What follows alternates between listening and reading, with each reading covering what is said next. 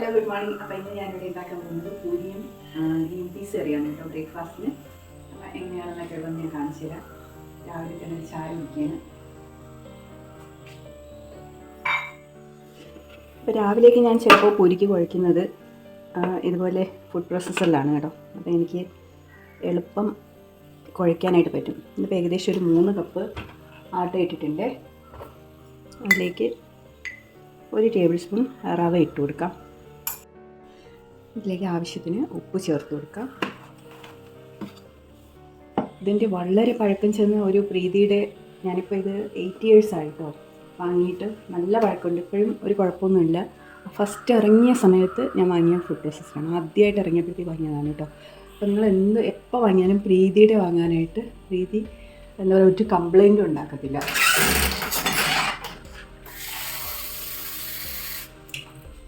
അപ്പം ഞാനിതിലേക്ക് ഇനി വെള്ളം ഒഴിച്ച് കൊടുക്കണം. അപ്പം 3 കപ്പ് ആട്ടയാകുമ്പോഴത്തേക്കും ഏകദേശം ഒരു 1.5 കപ്പ് വെള്ളത്തോളം വേണം. അപ്പം എന്നാലും നോക്കി ഒഴിച്ചാൽ കേട്ടോ.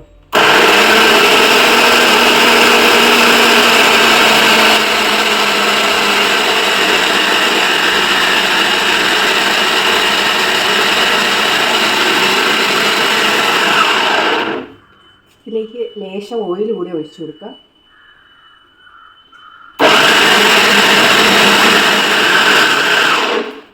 സംഭവം റെഡിയായി കഴിഞ്ഞു കേട്ടോ. ഞാൻ 1 കപ്പ് വെള്ളമേ ഒഴിച്ചിട്ടുള്ളൂ. 1.5 പറഞ്ഞ, പക്ഷേ 1 കപ്പ് മതി കേട്ടോ.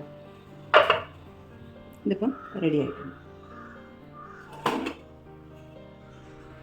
അപ്പം ഞാനിവിടെ ഗ്രീൻ പീസ് വേവിച്ച് വെച്ചിട്ടുണ്ട്. കുറച്ച് ഓയിൽ ഒഴിച്ച് കൊടുക്കാം. ജീരകം ഇട്ട് കൊടുക്കാം കേട്ടോ. ഇതിലേക്ക് സവോള പൊട്ടി കഴിഞ്ഞു.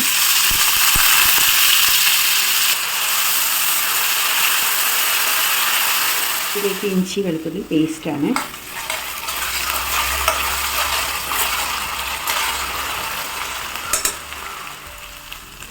ഇതിലേക്ക് നമുക്ക് 2 ടൊമാറ്റോ ഇതുപോലെ അരിഞ്ഞത് ഇട്ട് വെക്കാം.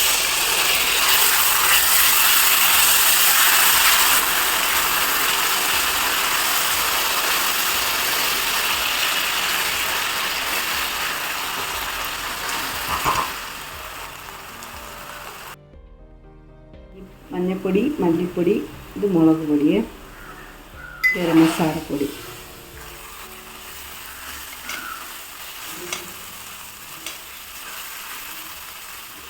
എന്നിട്ട് നല്ലപോലെ ഒന്ന് ഇളക്കി കൊടുക്കുക. ഇതിലേക്ക് നമുക്ക് വേവിച്ച് വെച്ചിരിക്കുന്ന ഗ്രീൻ പീസ് ഇട്ട് കൊടുക്കാം കേട്ടോ.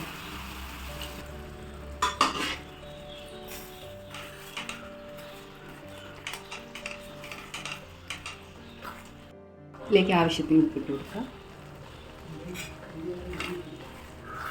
അപ്പോൾ നമ്മുടെ ഗ്രീൻ പീസ് കറി റെഡിയായിട്ടുണ്ട്.